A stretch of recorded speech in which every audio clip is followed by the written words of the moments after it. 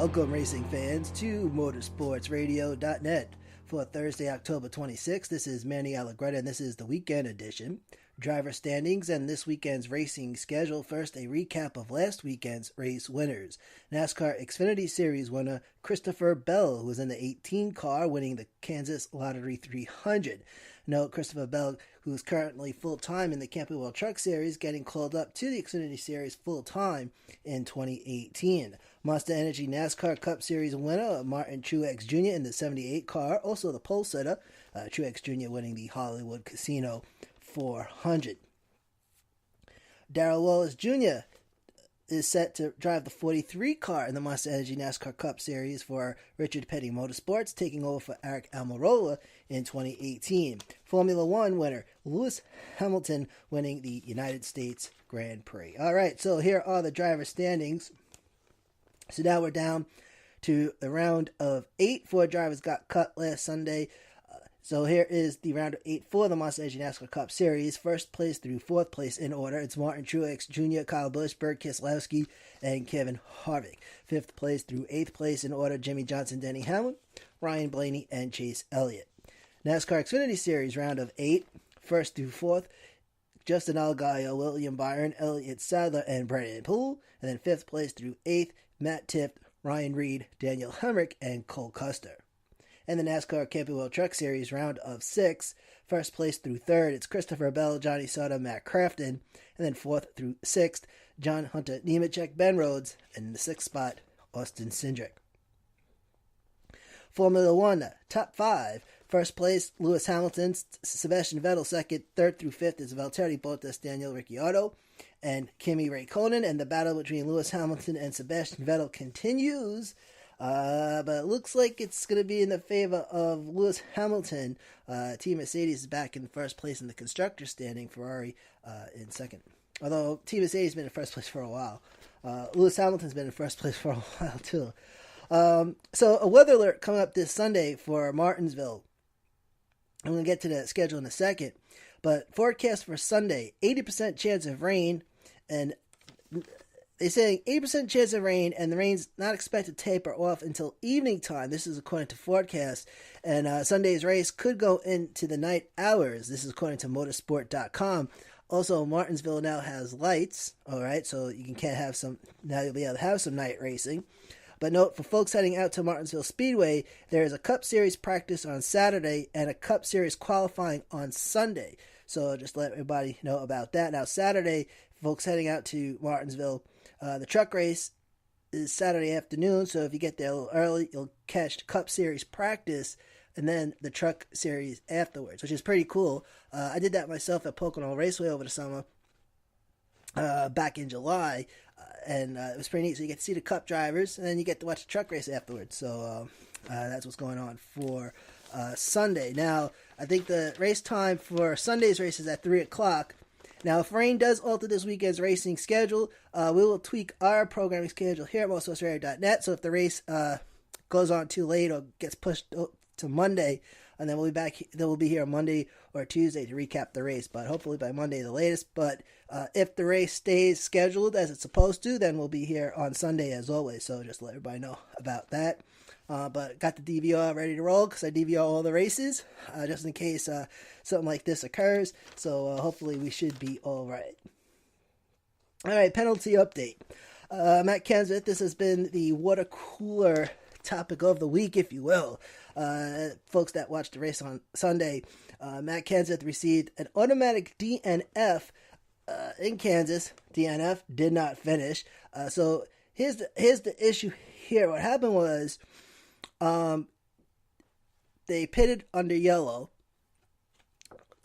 due to there was a wreck at lap 197 that was caused by Eric Jones, the 77 car going sideways, and a bunch of others got collected. Matt Kenseth comes in to pit. Now, the crew chief for the 20 team actually ordered for just six crew members over the wall. A seventh one came over, and therefore they got disqualified. Well, couldn't finish the race according to NASCAR rules. Now, if the car is coming in for service, fuel, tires, etc., then you are allowed 7 crew members. The seventh guy pretty much He does the tear off, which is the windshield. You got the layers of plastic there. They rip off the windshield. There's also the grill. That's his job, and the water bottle. So windshield tear off, and of course the bottle of water for the driver. That's the seventh guy's job. Now, if the car comes in due to a wreck, for repairs due to a wreck, then according to the new rules, you're only allowed 6.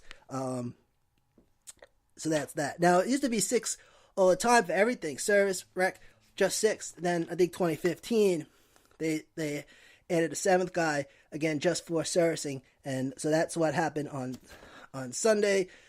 Matt Kenseth comes in to get some repairs for the 20 car, and the 7th guy came in over the wall, and therefore, according to the new rules, could not finish the race. Now, it's 6 members and 5 minutes. So you got 6 members and a 5-minute limit, which is part of the new damaged vehicle policy, according to Source USA Today's Randy Kovitz.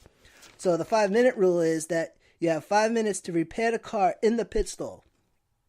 If that repair cannot be done within 5 minutes, and the car has to be able to maintain minimum speed, if the car cannot be repaired in those 5 minutes, then the car has to go to the garage, and that's a DNF as well. So hopefully the mystery now is solved. Now, there was an incident with, and they actually explained this on Sunday on NBCSN, because Jimmy Johnson had 7 guys, but his car was coming in just for service, so that's why he didn't get in trouble, and that's the difference.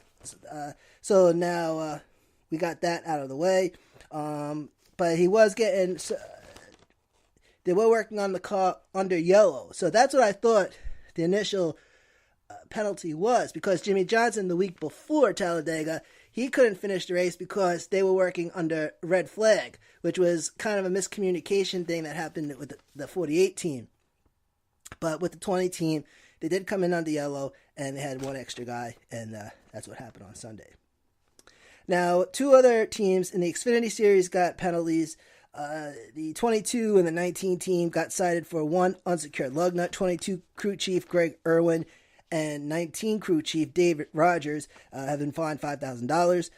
Driver of the 22 was Ryan Blaney, and he finished in 3rd.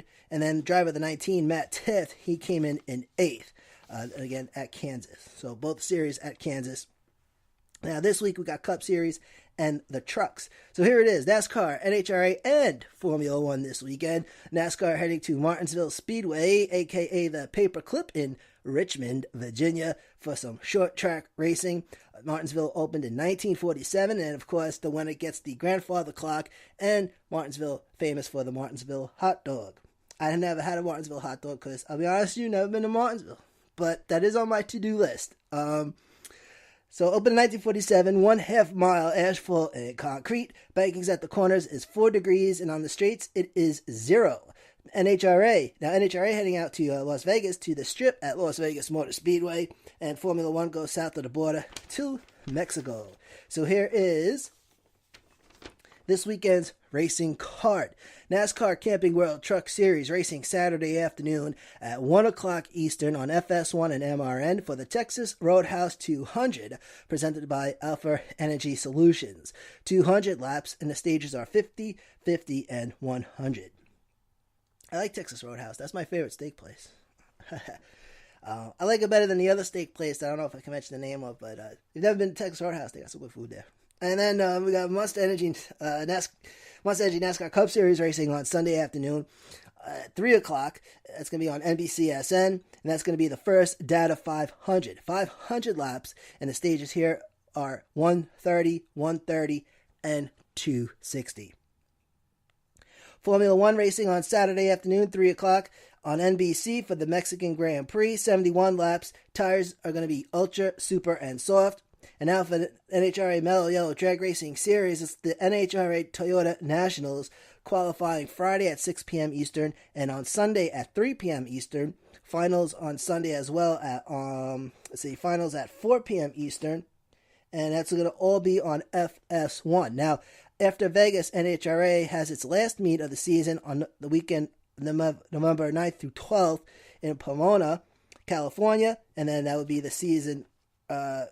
that would wrap up the season for NHRA. NHRA actually starts and ends its season at the same track, so they actually will be starting the season next year at Pomona as well. That will be February 8th through 12th. So there you go. NHRA is some sick stuff if you ever watch NHRA.